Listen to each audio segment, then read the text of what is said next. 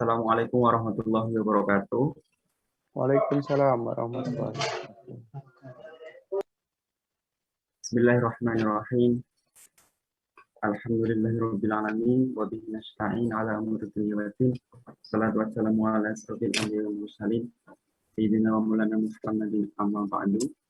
Rabbi shrah li sadri wa yassir li amri wahlul 'uqdatam. Dr. Anang Setia Utomo MN yang saya hormati, pemateri sosial pada hari ini Pak Dr. Indri Syamsuddin yang pada hari ini ikut berpartisipasi dalam kajian online pada hari ini, yang saya banggakan.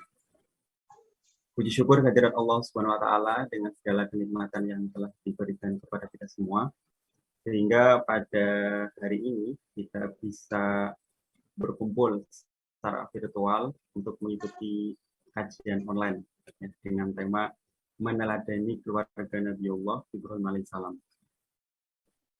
Kedua, sholawat serta salam semoga nanti curahkan kepada kita, kepada junjungan kita Nabi Muhammad SAW yang telah menuntun kita semua dari zaman jahiliyah ke zaman yang terang benderang sampai sekarang ini. Teman-teman yang saya hormati, izinkan perkenalkan saya Muslim Beryogi yang akan menuntun acara kajian online pada hari ini, di mana susunan acara pada hari ini yang pertama adalah pembukaan, yang kedua adalah pembacaan tilawah, ketiga sambutan, yang keempat tausiah, yang kelima tanya jawab, keenam kesimpulan, yang ketujuh doa penutup, yang kedelapan penutup. Ya, langsung saja marilah kita buka acara pada hari ini dengan bacaan basmalah bersama-sama. Bismillahirrahmanirrahim. Bismillahirrahmanirrahim. Acara yang kedua adalah pembacaan tilawah yang akan dibacakan oleh Ananda Muhammad Ma'ruf. Kepada Ananda Muhammad Ma'ruf, kami persilakan. Assalamualaikum warahmatullahi wabarakatuh.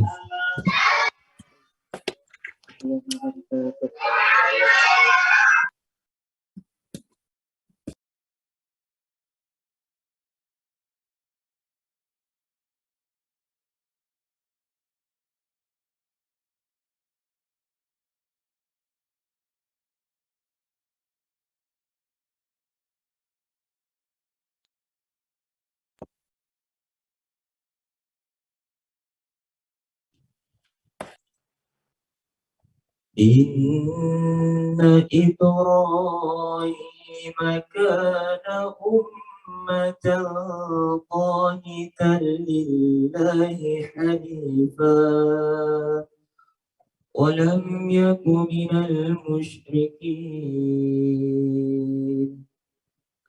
syakiran li'an'umihi ijtabahu wa hadahu ila siratin mustaqim wa atainahu fid dunya hasanah wa innahu fil akhirati laminas sholihin.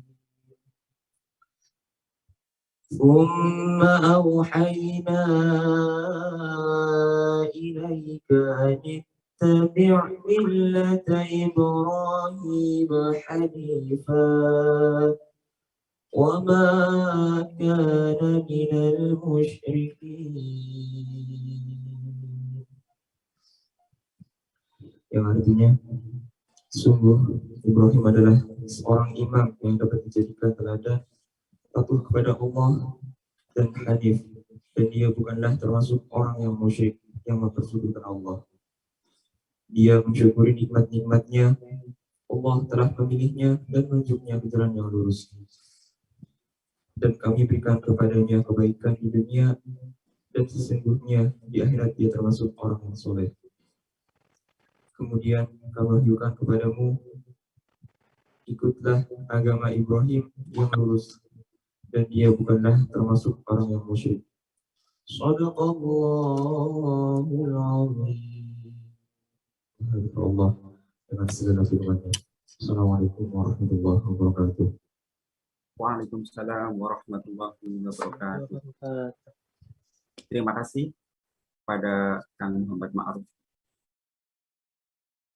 Kemudian selanjutnya acara yang ketiga adalah sambutan Ketua KNIH yang akan dibawakan oleh Irfan Syamsuddin. Sebenarnya kami persilakan. Bismillahirrahmanirrahim. Assalamualaikum warahmatullahi wabarakatuh. Waalaikumsalam warahmatullahi wabarakatuh. Innal hamdalillah nahmaduhu wa nasta'inu wa Rasulullah sallallahu alaihi wasallam wa ala alihi wa sahbihi wa sallim. Allahumma shalli ala sayyidina Muhammad wa ala ali sayyidina Muhammad. Kama shallaita ala sayyidina Ibrahim wa ala sayyidina Ibrahim. Wa barik ala sayyidina Muhammad wa ala ali sayyidina Muhammad.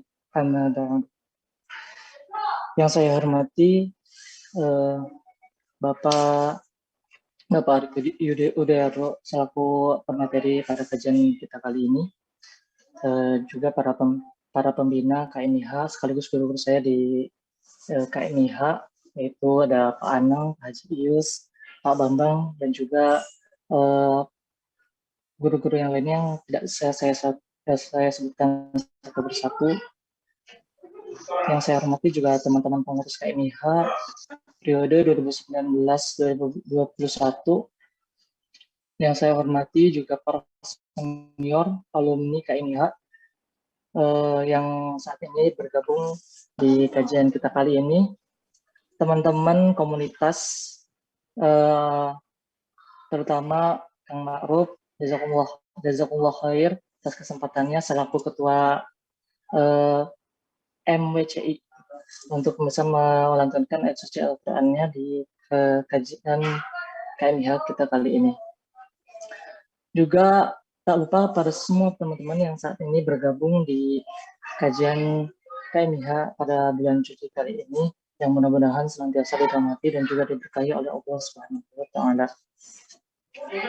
Pertama-tama mari kita panjatkan puji dan syukur kehadirat Ilahi Rabbi atas limpahan rahmat dan karunia-Nya sehingga kita dapat diberikan kesempatan untuk senantiasa bergabung di kajian KNIH pada kesempatan kali ini.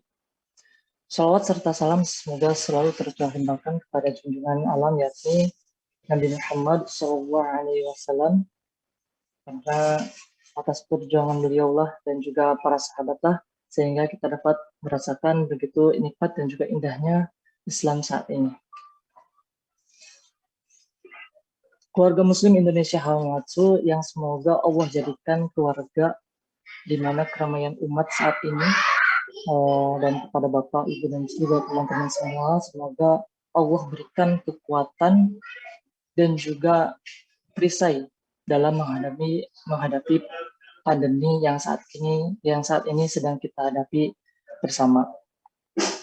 Siapapun di antara kita yang sakit, semoga Allah segerakan untuk diberikan sehat dan juga afiat oleh Allah SWT, dan juga kepada teman-teman yang saat ini merasa kehilangan, baik itu orang-orang tercinta saat ini di Indonesia maupun yang saat ini di Jepang. Semoga Allah berikan kesabaran dan juga ketabahan. Semoga orang-orang yang telah meninggalkan kita itu senantiasa Allah berikan tempat yang terbaik sesungguhnya, dan juga Allah menerima segala amal ibadahnya. Karena kita harus berdoa bahwa orang-orang yang saat ini meninggal di sekeliling kita itu adalah orang-orang yang senantiasa dirahmati oleh Allah Subhanahu wa Ta'ala. Dan kita harus juga berdoa semoga kita senantiasa dipanjangkan umur kita dalam ketaatan kepada Allah Subhanahu wa Ta'ala guna melancar supaya kita diberikan kelancaran dalam melaksanakan estafet ibadah kita kepada Allah Subhanahu wa Ta'ala. Baik Bapak Ibu dan juga teman-teman semua yang senantiasa dirahmati dan juga diberikan kekuatan oleh Allah Subhanahu wa Ta'ala.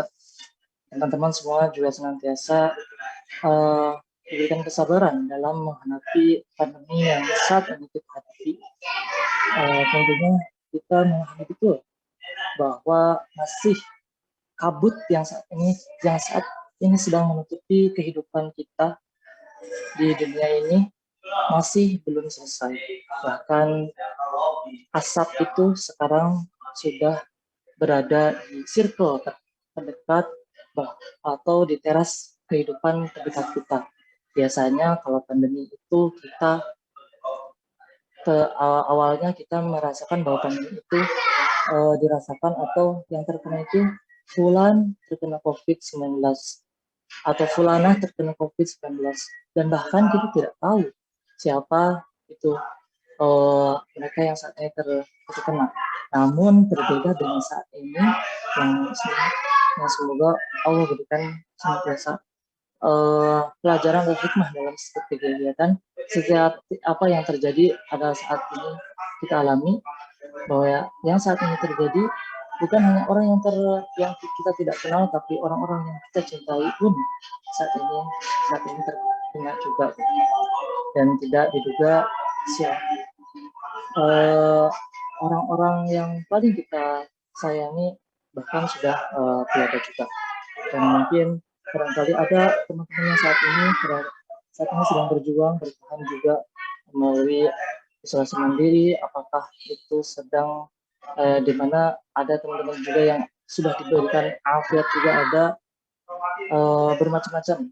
Namun kita selaku umat manusia tentunya sebagai umat muslim yang taat, tentunya kita harus tetap berhusnuzon kepada Allah SWT bahwa setiap apa yang terjadi ini itu mempunyai hikmah di dalamnya, bahwa Allah bukan berarti menurunkan pandemi COVID-19 ini adalah sebuah kezaliman bagi kita, tapi jadikanlah bahwa semua ini adalah bentuk kekuasaan dan juga kebesaran dan juga kasih sayang Allah SWT, bahwa ada dua kesabaran yang kesabaran yang akan diuji oleh Allah SWT. Berarti satu, Allah akan menjadikan bahwa kita harus senantiasa berhusnuzon, dan yang kedua kita dan melatih rasa takut kita kepada Allah SWT.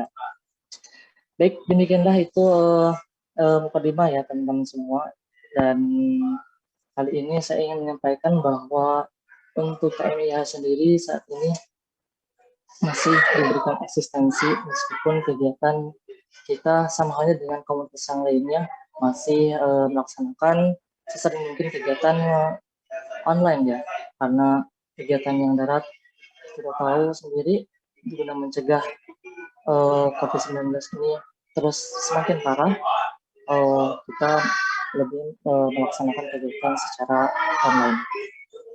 Dan di kegiatan KMIA ini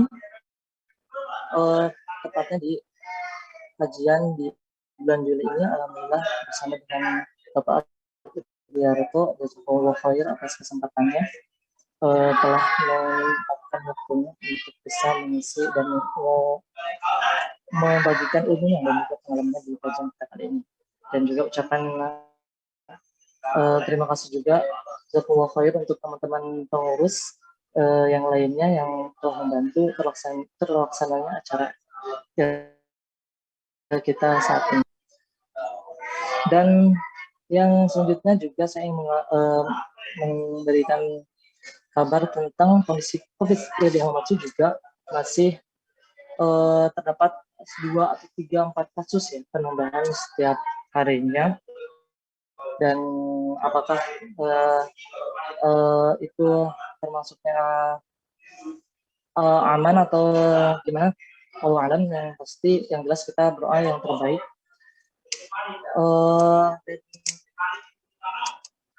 Saat ini juga di Hamamatsu, khususnya di Masjid Hamamatsu ini juga sedang melaksanakan proses pengaskalan ya, karena di area parkiran itu biasanya sering dijadikan sholat Idul Adha atau sholat hari besarnya itu supaya mencukupi buat para jemaah untuk melaksanakan ibadah pada saat di masjid utama itu penuh, jadi bisa di area parkiran. Nah, sekarang lagi proses pengaspalan dan sudah dimulai ternyata. Dan alhamdulillah juga sholat Idul Adha buat teman-teman yang ada di Hamamatsu juga insya Allah akan dilaksanakan pada hari Selasa, tepatnya pada 20 Juli 2021 dan akan dilaksanakan di dua kloteran ya, yaitu pada jam 6:30 dan pada jam 8:30 Insya Allah akan dilaksanakan sholat Idul Fitri.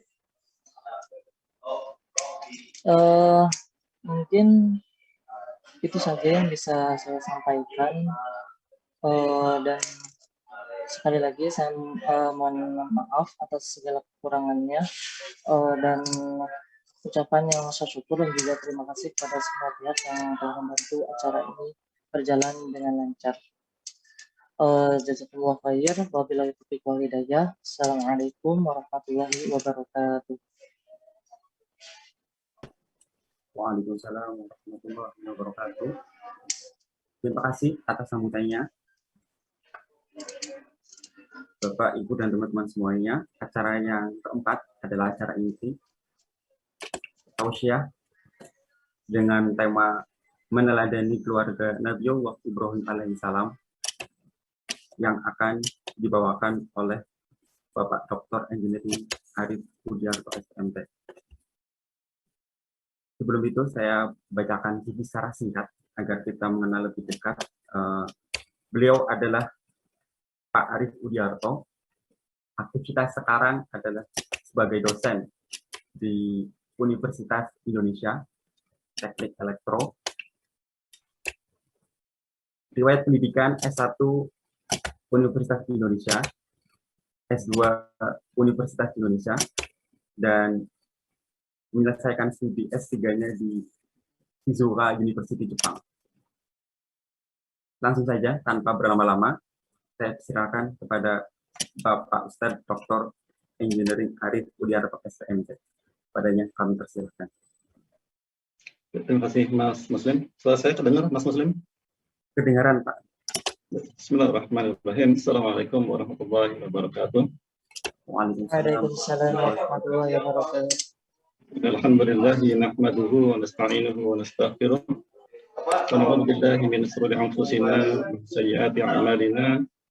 May yahdihillahu fala mudilla lahu wa may yudlilhu fala hadiya lahu. Asyhadu an la ilaha illallah wahdahu la syarika lahu wa asyhadu anna Muhammadan abduhu wa rasuluhu la nabiyya ba'dah. Allahumma shalli ala sayyidina Muhammadin wa ala ali sayyidina Muhammad. Shalli ala sayyidina Ibrahim wa ala ali sayyidina Ibrahim wa barik ala sayyidina Muhammad wa ala ali sayyidina Muhammad. Wa barik ala sayyidina Ibrahim wa ala ali sayyidina Ibrahim fil alamin innaka Hamidum Majid. Yang saya hormati para pembina KMIH, dan Pak Anang saya lihat di sini. Kemudian ada Pak Adam juga ya, sahabat-sahabat lama saya. Ustadz Bambang belum terlihat ya. Saya juga. Kemudian Mas Muslim, terima kasih banyak ini sudah memandu acara kita hari ini. Dan Mas Irfan tadi ya, sudah mengantarkan perkembangan tentang KMIH. Alhamdulillahirabbil alamin, kita membacakan puji dan syukur kepada Allah Subhanahu wa taala atas berbagai limpahan nikmat. Tengah kondisi pandemi saat ini kita masih diberikan kenikmatan yang sangat banyak. Ala kulli hal ya. Nikmat-nikmat yang tidak bisa kita hitung jumlahnya. In ta'udu nikmatullahi la tuhsuha. Seandainya kita diminta untuk menghitung nikmat Allah, sudah pasti niscaya kita tidak akan mampu untuk menghitungnya. Yang paling sederhana saat ini misalnya bagaimana di tengah pandemi ini kita baru tersadarkan ya, betapa oksigen itu yang setiap hari kita hirup itu sesuatu yang menjadi sangat berharga. Saudara-saudara kita yang saat ini berjuang dirawat di rumah sakit gitu, maupun isoman, mereka sedang berjuang bagaimana agar asupan oksigen yang selama ini didapatkan dengan gratis begitu ya, untuk kehidupan dia sehari-hari, tiba-tiba ketika ada sedikit saja Allah uji ya dengan datangnya COVID ini, kemudian menghalangi sistem pernafasan dia, sehingga dia perlu oksigen, dia harus mengeluarkan biaya yang sangat banyak untuk mendapatkan tabung oksigen. Bahkan kalau kita hitung mungkin dalam 1 tahun miliaran. Ya.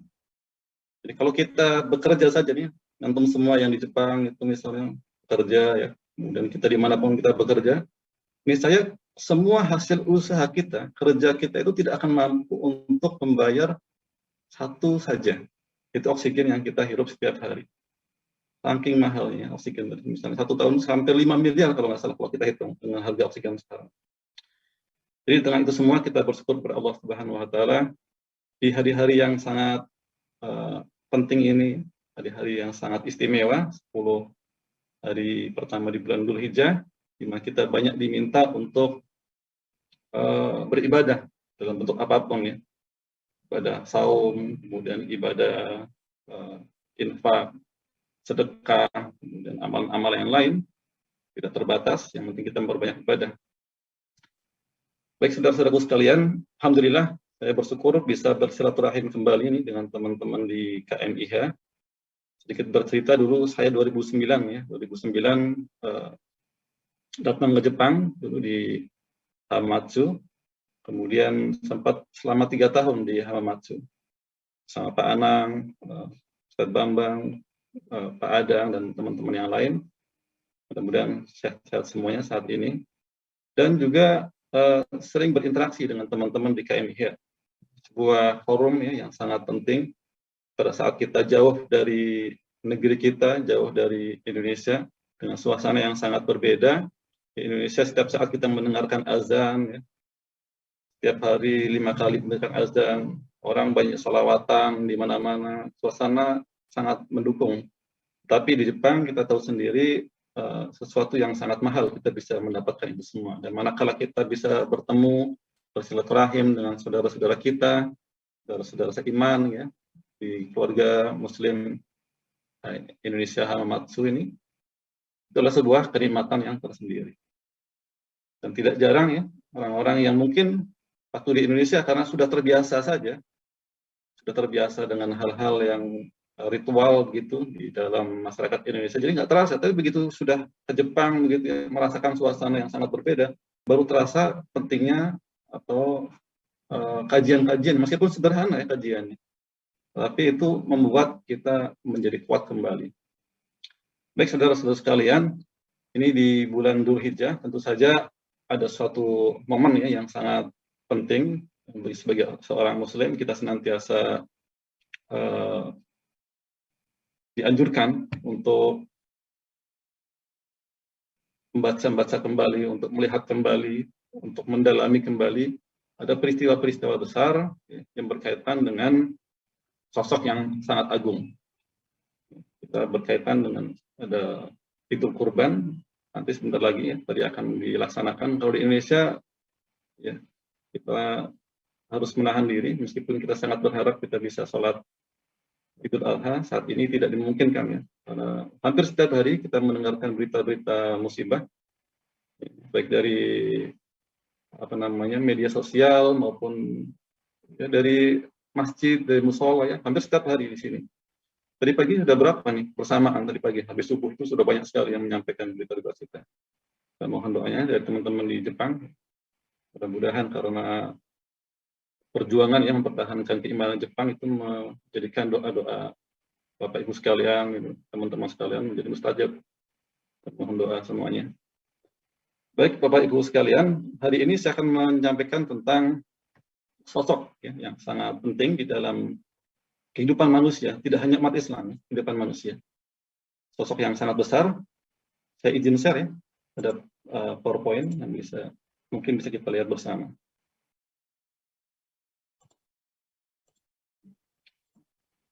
Mohon diizinkan untuk share screen, admin. Sebentar Pak. Ya, sudah. Terima kasih. Sudah. Tema kita hari ini adalah Alaihissalam. Tentu nama beliau sudah sering kali kita dengarkan, bahkan setiap saat ya, kita sholat, juga membaca sholawat, itu pun selalu menyebut nama beliau. Di nama beliau senantiasa disandingkan. Allahumma sholli ala sayyidina Muhammad wa ala ali sayyidina Muhammad kama sholaita ala sayyidina Ibrahim wa ala ali sayyidina Ibrahim. Nama beliau senantiasa disandingkan dengan nama Rasulullah Sallallahu Alaihi Wasallam. Artinya sesuatu yang memang beliau adalah orang yang sangat istimewa. Dan bahkan kalau kita lihat di dalam Al-Quran, ini ada perintah khusus ya, ada perintah khusus di mana kita diminta untuk membacakan tentang kisah Nabi Ibrahim alaihissalam. Jadi Al-Quran itu memang dia kitab suci yang banyak sekali kisah-kisah yang disampaikan. Kalau kita baca tuh banyak sekali kisah-kisahnya. Kisahnya Nabi Adam alaihissalam, kisah Nabi Nuh misalnya, kisah Nabi Musa alaihissalam yang banyak sekali, termasuk adalah kisah Nabi Ibrahim alaihissalam. Jadi kalau Al-Quran itu hanya bermuatan hal-hal yang sifatnya perintah dan larangan, tentu jumlahnya tidak terlalu banyak. Nggak perlu sampai 6.000 lebih ayat. Ya. Tetapi di situ Allah menyampaikan banyak sekali kisah-kisah, di mana dalam kisah-kisah itu kita diminta untuk mengambil ibrah, mengambil teladan. Nah, lebih khusus misalnya kisah Nabi Ibrahim alaihissalam itu dimintakan memang untuk dibacakan. Sebagaimana yang Allah firmankan di sini, ya, dalam surat Maryam ayat 41 misalnya, A'udzubillahi minasyaitonirrajim, bismillahirrahmanirrahim. Wadhkur fil kitabi Ibrahim, innahu kana siddiqan nabiyya. Dan sertakanlah Muhammad kisah Ibrahim di dalam kitab Al-Quran, fil kitabi Ibrahim. Innahu kana siddiqan nabiyya. Sungguhnya dia adalah seorang yang sangat membenarkan seorang nabi. Kemudian di surat yang lain, di ayat yang ke-69, watlu alaihim naba'a Ibrahim.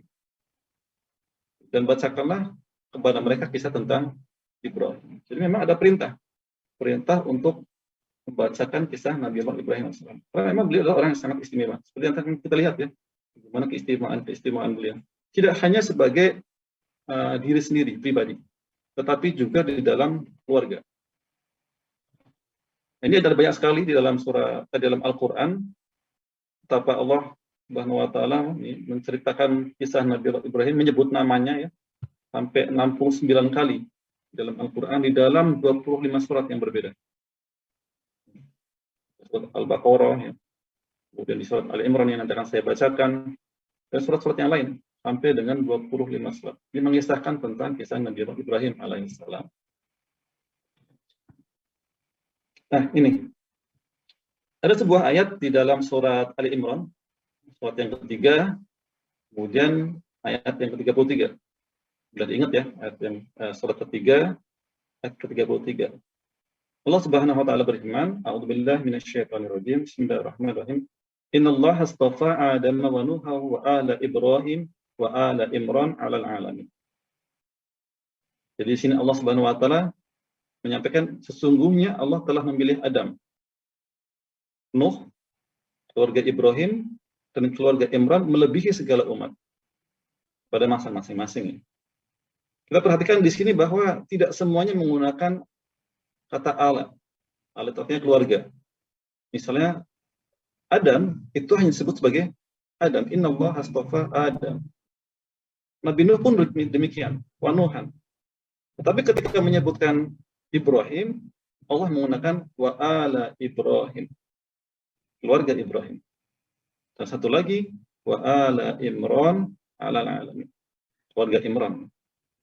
Ini juga nanti ada kisahnya tersendiri nih, keluarga Imran. Dia bukan nabi, bukan rasul, tapi dikisahkan, bahkan ada satu surat tersendiri, surat Ali Imran, mengisahkan tentang kehidupan beliau ya, keluarga Imran ini. Tetapi di sini yang kita ingin angkat adalah keluarga Ibrahim. Jadi memang berbeda ya, berbeda dengan Nabi Allah Adam alaihissalam, Nuh alaihissalam. Ibrahim ini disebut keluarganya. Karena nanti memang ketika kita lihat sejarahnya, itu banyak keluarga beliau yang terlibat di dalam perjuangan kalimatullah, dakwah, tauhid dakwah Islam. Itu yang membedakan dengan nabi yang lain. Nanti ada Nabi Nuh misalnya, istrinya itu durhaka, ya. Anaknya juga durhaka. Orang-orang yang masuk dalam golongan orang yang kafir. Tetapi Ibrahim, istrinya, bahkan nanti anak-anaknya itu akan menjadi para nabi. Nah, ini buat gambaran saja buat teman-teman semuanya ya. Di mana sebetulnya Nabi Ibrahim itu dilahirkan. Nah, riwayat yang kuat adalah beliau tuh dilahirkan di daerah namanya Ur. Daerah Ur itu dia masuk ke wilayah di sini, Irak ya, kalau sekarang ya. Di Indonesia di sini, ini ada Arab Saudi di sini, Irak di Syria. Kalau kita berbesar, ini dulu namanya bukan Irak, dulu namanya Babilonia. Babylon. Mungkin dulu ya, waktu kita belajar sejarah, kita pernah dengar tuh sejarah tentang Babilonia, Mesopotamia dan seterusnya. Mungkin pernah kenal juga nih Hammurabi ya. Nah, itu di sini, di antara sungai Tigris dan sungai Efrat. Oke. Dilahirkan di situ. Beliau dilahirkan di tengah masyarakat yang memang masyarakat penyembah berhala. Kita lihat saat ini misalnya, sebagian mengatakan bahwa kepercayaan Babilonia pada saat itu adalah agama Mesopotamia kuno. Ada salah satu artefak nih yang sampai sekarang masih ada. Coba bisa kita lihat ya. Ini ada bintang, ada bulan, ada matahari. Jadi memang kepercayaan pada saat itu. Nah, nanti ada kaitannya di dalam Al-Quran. Kita lihat bagaimana kisah Nabi Ibrahim alaihissalam berdakwah kepada masyarakatnya. Berdakwah agar mereka tidak menyembah bintang, tidak menyembah bulan, tidak menyembah matahari. Nah, itu ada dewa-dewa pada saat itu yang namanya ada, misalnya dewa bulan itu namanya Sin, dewa matahari namanya Samas, dan dewa bintang namanya Istar. Ini adalah dewa-dewa di agama Mesopotamia kuno. Kemudian saya masuk nih, ada sebuah ayat ya di dalam surat Al-Baqarah. Ketika Nabi Allah Ibrahim alaihissalam itu berdakwah, itu banyak sekali ujian-ujian yang harus beliau lampaui. Tapi kemudian beliau mampu melampaui semua ujian itu dengan baik. Sehingga kemudian Allah mengangkat Nabi Allah Ibrahim alaihissalam itu sebagai pemimpin umat manusia. Ini ayatnya di surat Al-Baqarah ayat 124. A'udzubillahi minasyaitonirrajim. Wa idh tala Ibrahim rabbuhu bikalimatin fatammahunna. Dan ingatlah ketika Ibrahim itu diuji, tala Ibrahim rabbuhu bikalimatin, dengan beberapa kalimat. Fatammahunna, lalu dia melaksanakan dengan sempurna. Jadi Nabi Allah Ibrahim diuji dengan berbagai macam ujian-ujian. Kita ujiannya nanti ada banyak sekali yang mungkin menurut nalar kita saat ini itu adalah ujian yang sangat besar ya, susah sekali kita mampu lalui sebagai manusia biasa. Tetapi Nabi Allah Ibrahim berhasil melampaui ujian-ujian itu. Sehingga ketika Nabi Allah Ibrahim alaihissalam itu mampu melampaui semua ujian-ujian itu, kemudian Allah memberikan penghargaan, memberikan semacam sertifikat ya. Kalau kita misalnya kuliah gitu kan ada ijazahnya gitu. Apa yang Allah sampaikan? Qala inni ja'iluka lin-nasi imama. Allah Subhanahu wa taala berfirman, sesungguhnya ini ja'iluka, menjadikan engkau lin-nasi imama, pemimpin bagi seluruh manusia. Coba, Allah kasih anugerah yang luar biasa. Nabi Ibrahim alaihissalam mampu mengatasi, mampu melaksanakan semua ujian-ujian, mampu melewati ujian-ujian tersebut ya. Allah memberikan anugerah yang sangat besar. Tapi inilah kecerdasan Nabi Ibrahim alaihissalam. Coba apa jawaban beliau? Kalau kita kan mungkin ya alhamdulillah begitu ya, dikasih anugerah yang sangat besar, kasih penghargaan begitu. Kita mensyukuri untuk diri kita. Tetapi Nabi Ibrahim alaihissalam itu sangat futuristik. Dia tidak hanya memikirkan dirinya saja. Maka jawabannya adalah qala wa min dzurriyyati. Nabi Ibrahim berdoa dan juga dari anak cucuku. Dzurriyyah itu berbeda dengan waladnya. Walad itu anak. Ya, anak kita saja gitu. Tapi ini enggak, anak cucu, keturunan. Jadi tidak hanya satu generasi, tapi generasi ke generasi. Dia doakan agar mereka juga menjadi pemimpin seluruh manusia. Tapi apa jawaban Allah? Qala la yanalu ahlil zalimin.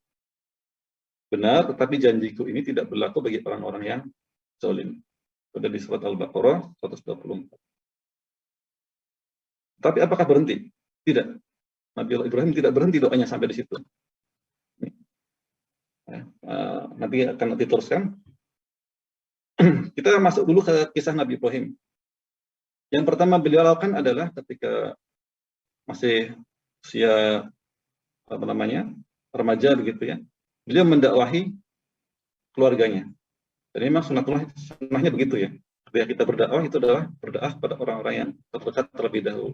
Ini Rasulullah SAW itu berdakwah kepada istrinya, berdakwah kepada Ali bin Abi Thalib, pada paman-pamannya, itu keluarga terdekat terlebih dahulu. Baru kemudian berdakwah kepada masyarakat secara umum. Nah, ini diabadikan oleh Allah Subhanahu wa taala di dalam surat Maryam ayat 141 sampai dengan 46. Yang pertama adalah dakwah kepada keluarganya. Dalam hal ini adalah kepada bapaknya. Qala li abihi ya abati lima ta'budu ma la tasma'u wa la yubsiru wa la yughni anka syai'a. Ibrahim berkata kepada bapaknya, li abihi. Ya abati, ya bapakku, lima ta'budu, mengapa engkau menyembah ma la yasma'u, sesuatu yang tidak mendengar, la yubsiru, tidak melihat, wa la yughni anka syai'a, dan tidak dapat menolong kamu sedikit pun gitu ya. Kemudian disampaikan lagi, ya abati inni qad ja'ani minal ilm ma lam ya'tika fattabi'ni ahdika siratan sawiyya. Wahai bapakku, sesungguhnya telah datang kepadaku sebagian ilmu, pengetahuan yang tidak datang kepadamu, maka ikutilah aku. Niscaya aku akan menunjukkan kepadamu jalan yang lurus. Tambah lagi, ya abati la ta'budu syaitan, ya bapakku janganlah engkau menyembah syaitan. Inna syaitana kana lirrahmani asiyya. Sesungguhnya setan itu durhaka kepada zat yang maha pemurah. Ya abati inni akhaufu ayamassaka adzabun min rahman fatakuna lisyaitani waliya. Bapakku, sungguhnya aku khawatir ya, bahwa kamu akan ditimpa azab dari Tuhan yang maha pemurah, maka kamu menjadi kawan bagi syaitan. Tapi apa jawaban bapaknya? Qala arahibun anta an alihati ya Ibrahim la illam tantahi la arjumannak wahjurni maliya. Berkata bapaknya, bencikah kamu kepada Tuhan-Tuhanku, hai Ibrahim? Jika kamu tidak berhenti, niscaya kamu akan kurajam, dan tinggalkanlah aku buat waktu yang lama. Nabi Ibrahim diusir nih, ketika mendakwahkan kepada keluarganya, diusir. Ini mungkin juga ya, ini sesuatu hal yang sangat lumrah ketika kita menyampaikan kebenaran, itu tidak semua orang bisa menerima dengan baik. Meskipun mereka tahu bahwa itu benar. Kadang-kadang ada aja ya tantangannya gitu. Termasuk ya, ini salah satunya adalah diusir dari keluarganya, dimusuhi keluarganya ya. Padahal sudah disampaikan dengan cara yang baik, coba. Ini tolong dibedakan ya, tolong dibedakan. Ketika kita berdakwah menyampaikan sesuatu yang baik, jangan lupa caranya pun harus cara yang baik. Seperti di sini kan, ya abadi ya bapakku gitu. Jadi cara yang halus ya pada orang tuanya. Tidak mentang-mentang karena berbeda pendapat langsung kita mengatakan bapak nanti masuk neraka gitu. Nggak seperti itu ya. Tapi halus, dialog. Nah, kemudian setelah berdakwah kepada keluarganya, beliau mulai berdakwah nih kepada kaumnya. Itu dikisahkan di dalam surat Al-Ankabut ayat 16 sampai dengan 17. Wa Ibrahim idz qala liqaumihi ibudullaha wattaqu. Ketika Ibrahim itu, ingatlah ketika Ibrahim dia berkata kepada kaumnya, "Abudullaha wattaqu." Sembahlah Allah dan bertakwalah kepadanya. Dzalikum khairul lakum in kuntum ta'lamun. Itu adalah lebih baik bagi kalian kalau kalian mengetahui. Nah, kemudian dan seterusnya ya. Tetapi kaumnya juga sama. Tidak mudah ya. Tidak mudah untuk merubah suatu pemikiran atau keyakinan yang sudah mendarah daging, diturunkan dari orang tuanya itu, untuk dirubah dengan cepat. Maka mereka pun menolak ajakan Nabi Ibrahim AS. Nah, ya. Kisahnya kita sudah tahu bersama ketika beliau berdakwah kepada kaumnya, kemudian tidak menerima dakwah beliau, ya, kecuali nanti istrinya Sarah itu menerima, dan sepupunya itu adalah Nabi Lut alaihissalam. Jadi hidupnya satu masa tuh Nabi Ibrahim dan Nabi Lut. Karena tidak mau menerima, akhirnya Nabi Ibrahim itu dia berazam untuk membuat makar terhadap sesembahan kaumnya itu. Sehingga masyarakat di mana Nabi Ibrahim hidup pada saat itu mereka punya semacam hari raya. Hari raya, di mana pada hari raya itu mereka kemudian pergi keluar kota. Nah, pada saat itulah Nabi Ibrahim diminta untuk sama-sama sebetulnya untuk keluar kota, tetapi beliau mengatakan saya sedang sakit. Ya. Nah, kemudian pada saat masyarakatnya itu, penduduknya itu keluar kota, itulah Nabi Ibrahim kemudian menghancurkan berhala-berhala yang kecil ya, patung-patung yang kecil, dan menaruh kampaknya itu di patung yang paling besar. Sehingga ketika kaumnya kembali dari luar kota itu, mereka mendapati tempat peribadahan mereka sudah berantakan, kemudian patung-patungnya sudah hancur. Mereka tahu nih kira-kira siapa nih selama ini yang melawan gitu ya, yang melawan berhala-berhala, yang tidak suka dengan berhala, itu adalah Ibrahim. Maka dipanggillah Ibrahim alaihissalam. Nah, itu kemudian kita tahu ya dialognya ya, bagaimana beliau menyampaikan dengan sangat logis, dengan sangat cerdas gitu. Ketika dituduh yang menghancurkan ini adalah Ibrahim, dia mengatakan yang menghancurkan adalah yang paling besar. Tapi buktinya kapaknya masih ada di tangannya yang berhala yang paling besar. Nah, mereka kemudian bagaimana mungkin dia kan tidak bisa tidak bisa melakukan apa-apa kan? Tidak bisa, nggak mungkin dia menghancurkan begitu. Nah, itu kemudian dibalas sama Ibrahim alaihissalam. Nah, kalau kalian tahu bahwa ini tidak mungkin, terus kenapa kalian sembah? Gitu ya. Kira-kira seperti itu. Tapi apa yang jadinya? Nah, ketika kaumnya itu sudah tidak mampu untuk melawan argumentasi Nabiullah Ibrahim, maka yang muncul adalah kekerasan. Kan seringkali begitu ya, ketika kita sudah tidak mampu berdiskusi, kemudian kalau diskusi kadang-kadang udah emosi kan, emosi yang muncul adalah kekerasan. Maka mereka sepakat untuk membakar Nabiullah Ibrahim. Mereka mengumpulkan kayu bakar yang sangat banyak gitu. Sampai-sampai dikisahkan bahwa ini sangat besar apinya, sehingga nggak mungkin mereka tidak bisa mendekati api tersebut. Sehingga untuk melemparkannya pun mereka menggunakan manjanik. Manjanik tahu ya, semacam yang buat perang itu, yang buat perang zaman dahulu, kayak ketapel itu besar. Itu Nabi Ibrahim diikat, kemudian dilemparkan dengan manjanik ke tengah kobaran api tersebut. Nah, disitulah kemudian Allah Subhanahu Wa Taala menyampaikan kepada api, berikan kepada api agar dia menjadi dingin dan menyelamatkan Ibrahim alaihissalam. Kisahnya. Mereka umumnya meninggalkan, Nabi Ibrahim diselamatkan. Nah, setelah itu beliau bersama istrinya Sarah, kemudian sepupunya tadi Lut, berhijrah ke Syam. Saat ini namanya Syam. Mungkin di Palestina ya, yang saat lepatnya. Dulu wilayahnya masih Syam, jadi Palestina itu masih wilayah Syam juga. Kemudian kotanya namanya Kan'an, Palestina. Disitulah kemudian beliau berdakwah kembali. Dia berdakwah sampai ini ya, sudah lama gitu.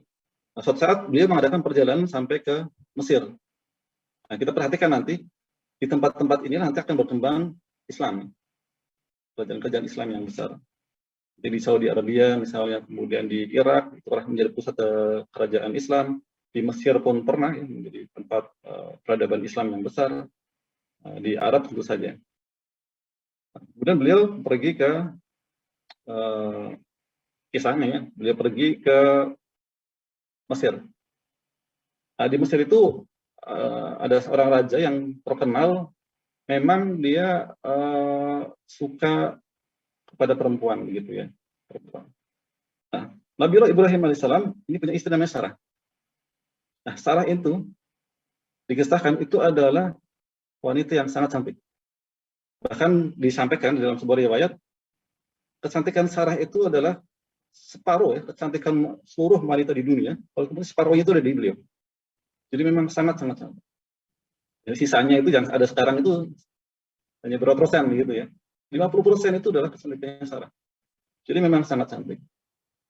Nah, sampai di sana, di Mesir, itu memang terkenal ada raja yang suka wanita cantik. Dan dia tidak peduli apa sudah punya suami atau belum.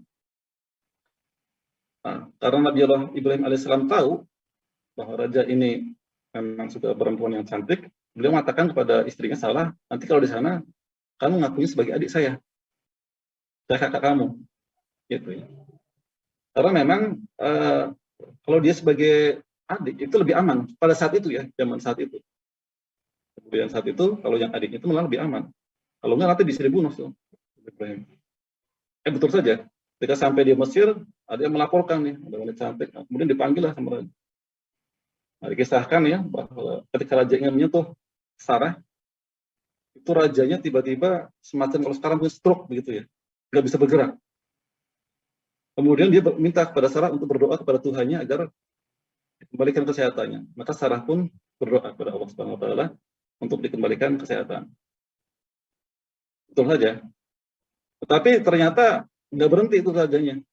Ketika sudah dikembalikan kesehatannya gitu ya, dia kembali lagi ingin menyentuh Sarah. Maka kembali lagi sebagian tubuhnya yang lebih banyak lagi itu menjadi nggak bisa bergerak. Kemudian minta diulang lagi untuk didoakan agar dia disembuhkan. Maka didoakan lagi.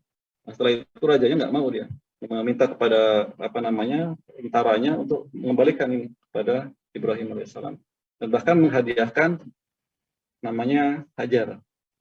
Ini udah mulai cerita ya. Hajar. Hajar itu sebetulnya dia adalah dalam sebuah kisah dia adalah anak raja. Jadi anak raja. Jadi Mesir itu dia zaman dahulu ya, itu ada Mesir hulu, ada Mesir hilir. Itu jadi ada raja-raja kan biasa saling bertempur tuh. Nah kalau dia menang biasa dia mendapatkan anak dari raja yang dikalahkan. Ini pun sama ya. Jadi Hajar yang dikisahkan adalah anak raja. Dan karena bapaknya kalah perang itu menjadi tawanan, menjadi budaknya raja yang menang. Kemudian karena raja ini tahu bahwa ini bukan orang sembarangan, dikembalikan Sarah ke Ibrahim, kemudian memberikan hadiah. Ya, hadiah salah satunya adalah Hajar ini. Kemudian dia dibawa pulang kembali ke Kan'an atau di daerah Palestina. Nah, sampai usia lanjut ya, katakan sekitar 80-an tahun kalau nggak salah, itu beliau belum memiliki keturunan. Oke. Karena nggak memiliki keturunan, maka Sarah ini, istri yang pertama, itu berinisiasi untuk meminta Nabi Ibrahim menjadikan Hajar itu sebagai istrinya, istri yang kedua. Luar biasa ya pada saat itu ya. Nah, untuk meneruskan dakwah ini agar terus berlanjut, kalau nggak ada keturunannya, siapa nanti yang akan melanjutkan? Masyarakatnya belum tentu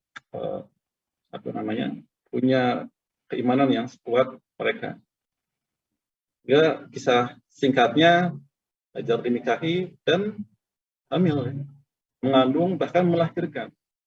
Nah, disitulah muncul kecemburuan ya, manusiawi ya. Nah, Sarah juga manusia biasa, perempuan biasa. Begitu istri yang dia kasih ke suaminya melahirkan punya anak, Nabi Ibrahim kemudian sangat sayang karena sudah lama mengharapkan anak. Nah, dia kemudian cemburu dan kemudian dia akan mengancam Hajar. Nah, untuk menyelamatkan Hajar, akhirnya dibawalah Hajar ini ke suatu tempat yang sangat jauh. Bayangkan dari Palestina ini saat ini ke Mekah, perjalanan yang sangat jauh. Pada saat itu gunung pasir, ya. Gurun pasir. Sampai sekarang pun masih gurun pasir banyak. Kalau kita umrah misalnya dari Mekah ke Madinah aja itu isinya adalah gurun-gurun pasir. Nah, sampai di situ, sampai di Mekah, kemudian Nabi Ibrahim tiba-tiba pergi. Boleh tanya kan, mau kemana Ibrahim? Gitu. Kalau orang Arab ya, itu dia tidak pakai kayak kita. Orang Jawa, orang Indonesia kan selalu menggunakan Pak, Mas gitu ya. Kalau mereka enggak. Ibrahim mau kemana kamu? Enggak dijawab. Tetap jalan. Dipanggil lagi sama Sarah. Mau kemana kamu? Enggak jawab. Yang terakhir, apakah ini setelah enggak dijawab begitu, kemudian dia ubah pertanyaannya. Apakah ini perintah Rabbmu? Kemudian Nabi Ibrahim jawabannya apa? Iya. Nah, setelah itu baru Sarah mengatakan kalau ini perintah Tuhanmu, sesungguhnya Tuhanku tidak akan menyanyiakan hambanya yang tak kira-kira begitu ya. Akhirnya ya sudah ditinggal. Kemudian Nabi Ibrahim kembali ke Kan'an. Artinya apa? Kita bisa melihat di sini betapa Hajar yang dia membawa anak ya, kemudian anaknya masih kecil, masih balita, masih menyusui. Tiba-tiba dia tinggalkan di tempat yang gersang, tidak ada tumbuh-tumbuhan, di tengah huru Sahara tidak ada air. Kita bisa bayangkan. Oh, intinya kalau kita bayangkan sekarang itu udah nunggu mati saja ya. Di tengah-tengah padang yang tidak ada siapa-siapa, gurun pasir, nggak ada air, nggak ada tumbuh-tumbuhan, ditinggal. Setelah berpekan habis, apa yang terjadi? Itu kan kalau kita nggak punya keimanan yang sangat kuat, nih suami macam apa begitu ya, meninggalkan anak istrinya yang masih kecil ini, ditinggalkan di tengah kondisi seperti itu. Nah, tetapi kemudian ini berikhtiar ketika anak Nabiullah Ismail ini, bayi Ismail itu kemudian nangis ya, nangisnya bahkan dikisahkan itu nangisnya sudah seperti orang mau meninggal begitu, sehingga membuat Hajar itu dia bolak-balik mencari air. Itu yang kemudian kita abadikan saat ini menjadi ritual atau sa'i dalam ibadah umrah ataupun ibadah haji. Kita abadikan sampai saat ini. Itu bolak-balik dia mencari air sampai 7 kali, kemudian sampai dia sudah hampir putus asa begitu ya, udah nggak ngerti lagi, tiba-tiba muncul malaikat Jibril alaihissalam memukulkan sayapnya. Sayap malaikat Jibril itu ada 600 ya, bisa dibayangkan banyak sekali. Memukulkan sehingga muncul ada sumber mata air di dekat kakinya Ismail. Nah, ini juga sebuah pelajaran penting yang perlu kita pelajaran yang perlu kita hayati dalam kehidupan kita. Jadi yang Allah perintahkan itu adalah ikhtiarnya. Coba Siti Hajar dia bolak-balik 7 kali dari Safa ke Marwah. Ada hasilnya nggak? Nggak ada kan? Dia tidak mendapatkan air, dia tidak mendapatkan makanan. Tapi makanan airnya itu justru muncul dari dekat kakinya Ismail. Dan itu bahkan diritualkan sampai sekarang. Kita tetap diperintahkan ya untuk menjalankan itu ibadah sa'i itu. Jadi kadang-kadang memang yang Allah perintahkan itu belum tentu kita mendapatkan sesuatu. Tapi yang penting adalah ikhtiarnya. Usaha kita. Karena boleh jadi Allah akan memberikan rezekinya itu bukan dari apa yang kita usahakan, tapi dari hal yang tidak kita sangka-sangka. Begitu keluar air, kemudian dikumpulkan begitu, sehingga sampai sekarang ya, ini juga sebuah fenomena alam yang luar biasa, yang bisa dikatakan miracle begitu ya. Jadi zaman dahulu ketika cuma berdua, itu Zamzam tidak pernah membanjiri. Nah sekarang diambil jutaan orang setiap saat, setiap harinya itu didistribusikan kemana-mana pun tidak kering. Ini adalah sebuah keajaiban yang perlu kita renungkan juga. Itu kisahnya seperti itu. Kemudian Nabi Ibrahim kembali ke Sam ya. Kisah berikutnya nanti ujiannya lebih banyak lagi. Ini ujian yang pertama tadi udah banyak, kemudian ujian disuruh meninggalkan keluarga yang tengah padang pasir. Kemudian dia kembali lagi berdakwah di sana. Sampai nanti kita tahu kisahnya adalah ketika beliau kembali ke Mekah itu mendapati sudah dewasa ya usia Ismail ini. Kemudian sudah mulai banyak tuh, karena banyak orang-orang yang memang pedagang-pedagang itu mereka minta diizinkan untuk tinggal di daerah situ, tinggal daerah yang ada sumur Zam-Zamnya itu. Akhirnya lama-lama berkembang. Maaf, Mas Muslim ini sampai jam berapa ya? Kalau saya cerita jadi banyak nih kita. Dibatasi waktu nggak nih? Wih, kira-kira 10 menitan lagi. 10 menit lagi ya, salah ya. Oke, mudah-mudahan 10 menitan. Ya, kisah singkatnya kita tahu kemudian Nabi Ibrahim alaihissalam ini suatu saat kembali lagi ke Mekah, ya, bertemu dengan anak istrinya. Nah, disitulah ujian berikutnya muncul lagi. Ujian yang berat, gitu. Anak yang selama ini tunggu-tunggu, ya. Kemudian sudah dia tinggalkan, terpaksa ditinggalkan, karena alhamdulillah masih hidup, dan besar, ya tiba-tiba diminta untuk menyembelih. Yang kemudian kita saat ini ritualkan dengan berkurban, yang sebentar lagi kita laksanakan. Kalau di Hamatsu bisa kurban nggak? Nggak boleh potong sembarangan kan di situ? Tinggal saya. Iya betul, belum bisa potong hewan. Iya. Itu salah satu kesulitan sendiri ya di tempat yang memang tidak kondusif untuk menjalankan ibadah kurban itu. Itu kemudian diminta untuk berkurban, mengorbankan anaknya ketika mau nyembelih, itulah kemudian Allah ganti dengan pilihan yang besar ya. Itu pengorbanan yang luar biasa. Nah, itu dari ujian-ujian yang sangat banyak itu kemudian nih tadi yang tadi 124 ya, wa idza Ibrahim bi kalimatin fatamahunna dan seterusnya, menjadikan dia sebagai imam ya, menjadikan imam sebagai manusia. Nah, kemudian ini adalah doa berikutnya nih. Ini lanjutkan dari surat Al-Baqarah yang tadi saya bacakan di awal. Ini 126 ya. Setelah Nabi Ibrahim tadi berdoa agar tidak hanya dia, tetapi juga anak keturunannya dijadikan imam kepada manusia. Kemudian Allah mengatakan bahwa janjinya itu tidak berlaku untuk orang-orang yang zalim. Nabi Ibrahim tidak berhenti sampai di situ. Beliau menyampaikan doa lagi. Wa qala Ibrahim rabbij'al hadza baladan amina warzuq ahlahu minas samarati min amana minhum billahi wal yawmil akhir. Man kafara fa ummatihi fa ulilam summa at-tarruhu ila adabin nar wa bi'sal masir. Ketika Ibrahim berdoa, ya Tuhanku, jadikanlah negeri Mekah ini negeri yang aman dan berilah rezeki berupa buah-buahan kepada penduduknya. Ini juga kecerdasan Nabi Ibrahim alaihissalam. Nah, kalau kita belajar ilmu tentang apa ya, sosiologi ya, kalau sekarang itu kan untuk membuat sebuah bangsa yang makmur sejahtera itu ada dua syarat kan. Syarat yang pertama adalah aman. Syarat yang kedua adalah terpenuhinya kebutuhan pokok. Ini kan sama dengan teori ilmu sekarang yang kita pelajari di kehidupan modern saat ini. Itu yang didoakan oleh Nabi Ibrahim alaihissalam. Menjadikan agar negeri Mekah itu adalah negeri yang aman, kemudian memberikan rizki kepada penduduknya. Nah, di sini lebih spesifik disampaikan buah-buahan gitu ya. Tapi sebetulnya secara umum itu adalah tentang kebutuhan-kebutuhan untuk kehidupannya dia.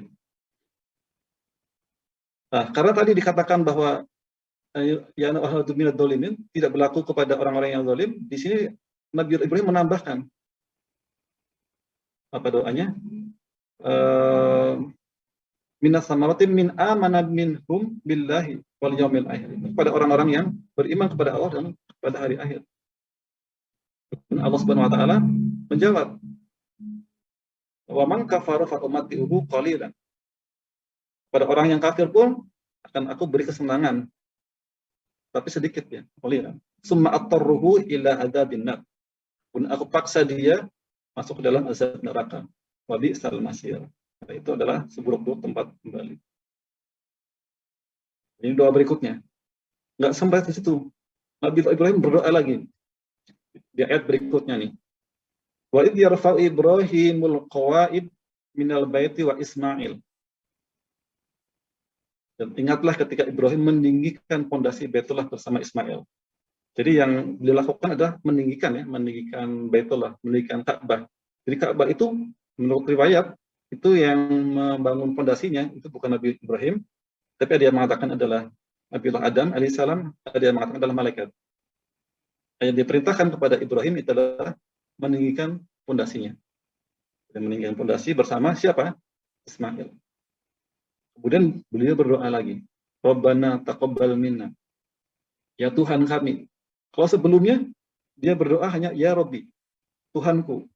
Sekarang dia berdoa Rabbana, Tuhan kami. Karena beliau menyertakan Nabiullah Ismail alaihissalam. Taqabbal minna, terimalah amal dari kami. Innaka antas sami'ul alim. Engkaulah yang maha mendengar, maha mengetahui. Ini juga pelajaran buat kita semuanya. Jadi kita itu berdoa, itu di saat-saat yang mustajab. Di antaranya kapan? Pada saat kita telah melaksanakan perintah-perintah Allah. Maka pada saat kita selesai sholat, gitu ya, kita diminta untuk berdoa. Pada saat kita berbuka puasa, kita sudah menjalankan puasa, maka pada saat berbuka puasa itu adalah saat yang mustajab. Kita diminta untuk berdoa. Setelah sholat malam. Jadi pada saat kita telah melakukan amal-amal kebaikan, itu adalah saat yang terbaik kita memanjatkan doa kita kepada Allah Subhanahu wa taala. Nah, kemudian di ayat berikutnya beliau berdoa lagi, Rabbana waj'alna muslimaini laka wa min dzurriyyatina ummatan muslimatan lak. Ya Tuhan kami, jadikanlah kami orang yang berserah diri kepadamu. Dan cucu kami juga yang berserah diri kepadamu. Wa arina manasikana dan tunjukkanlah kepada kami cara-cara manasik ya. Wa tub alaina, dan terimalah tobat kami. Coba, beliau sudah menjalankan semua perintah Allah, sudah meninggikan Ka'bah, tapi yang terakhir apa? Terimalah tobat kami. Ini juga sering kita diajarkan ya, pada saat setelah sholat itu. Apa doanya? Yang pertama adalah untuk beristighfar. Kok bisa ya? Kita habis melakukan sebuah kebaikan, gitu, taat kepada Allah, kok diminta untuk tobat? Ya. Nah, ini banyak sekali dalam ibadah-ibadah kita diminta untuk bertobat. Bahkan pada saat kita malam Lailatul Qadar itu, doanya kan doa tobat juga. Ya. Allahumma innaka afuwwun tuhibbul afwa fa'fu anni. Ya, sungguhnya engkau adalah innaka anta tawwabur rahim. Sungguhnya adalah penerima tobat bagi Maha Penyayang. Nah, kemudian di ayat berikutnya masih berdoa lagi ya. Rabbana wab'as fihim rasulam minhum yatlu alaihim ayatika wa yu'allimuhumul kitab wal hikmata wa yuzakkihim innaka antal azizul hakim. Rabbana, ya Tuhan kami, wab'as fihim, utuslah di tengah mereka. Dia berdoa di masyarakat Mekah ya Pak, di kota Mekah untuk diutus. Wab'as fihim rasulam minhum. Utuslah seorang rasul dari kalangan mereka.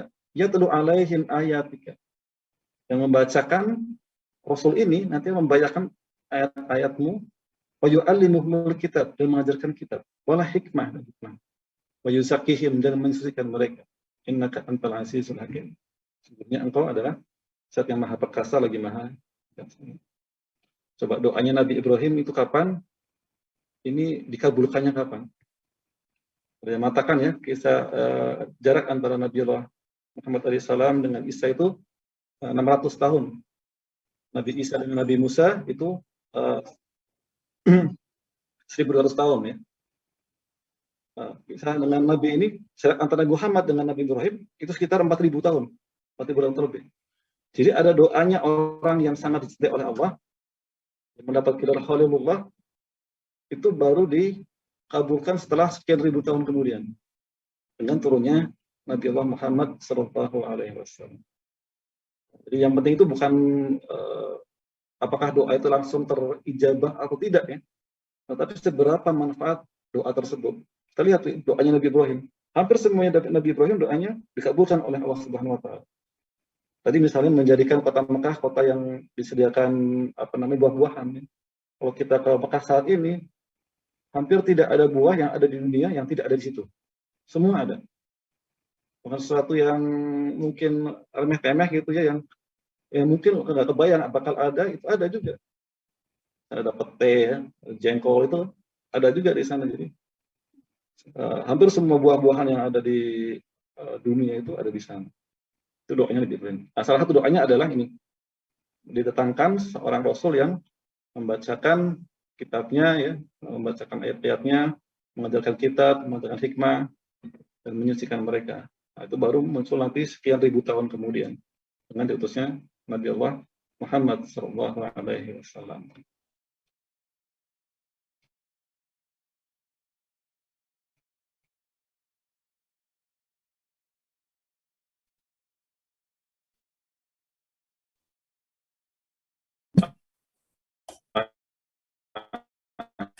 Ini risalah, beberapa risalah yang berkaitan adalah orang Nabi yang sangat pemberani, ya. Beliau berani mengambil resiko sampai tadi diusir dari keluarganya, kemudian dibakar, harus hijrah dari tempat tinggalnya.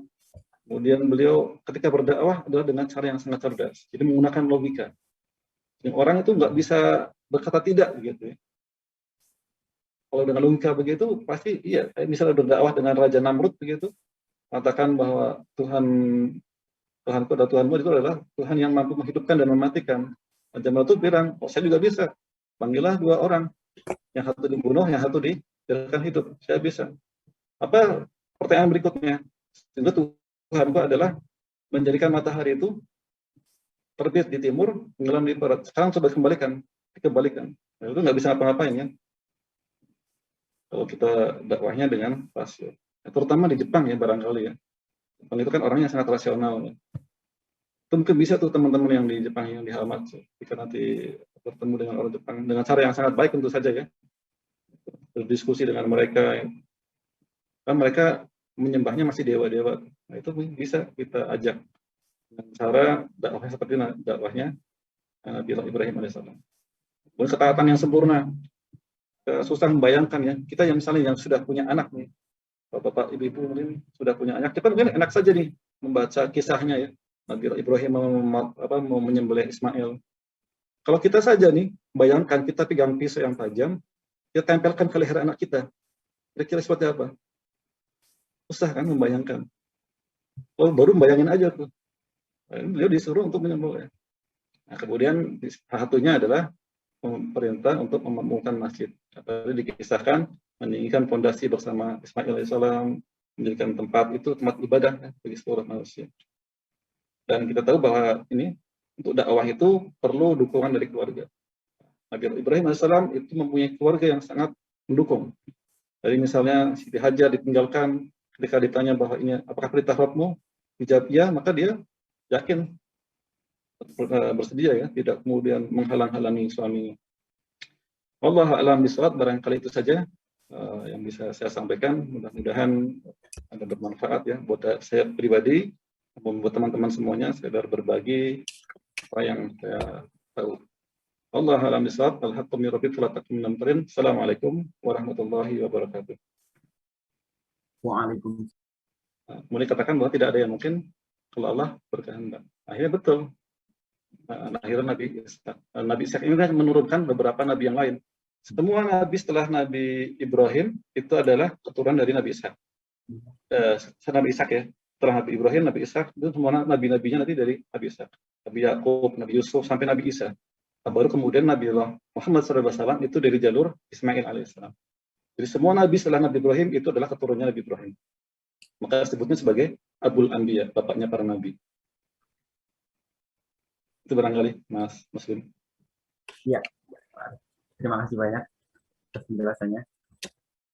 Baik, rekan-rekan semuanya, kalau tidak ada lagi yang perlu didiskusikan, kita akan memasuki acara yang ke-6, yaitu sedikit kesimpulannya, versi dari moderator. Ini bukan kesimpulan, tapi poin-poin penting ya.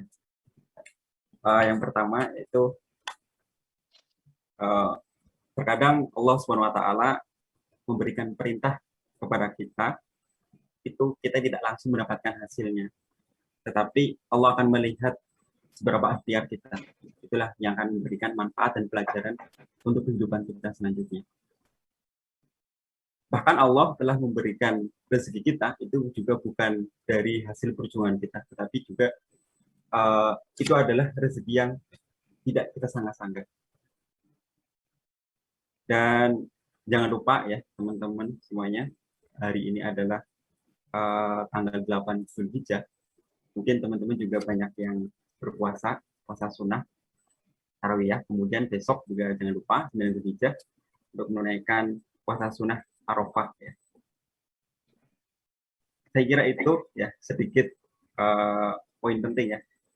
Sebenarnya banyak sekali semuanya, penting semuanya, tetapi teman-teman juga sudah sangat jelas. Maka dari itu acara yang selanjutnya adalah doa penutup. Mohon izin Pak Arif untuk memimpin doa penutup bagi kita semua. Terima kasih Mas Muslim. Ibu sekalian, seperti banyak ustadz yang lain ya di sini. Baik, kita akhiri kegiatan kita hari ini ya, sama-sama membaca doa. Kita awali dengan baca istighfar. Astagfirullahaladzim, astagfirullahaladzim, astagfirullahaladzim.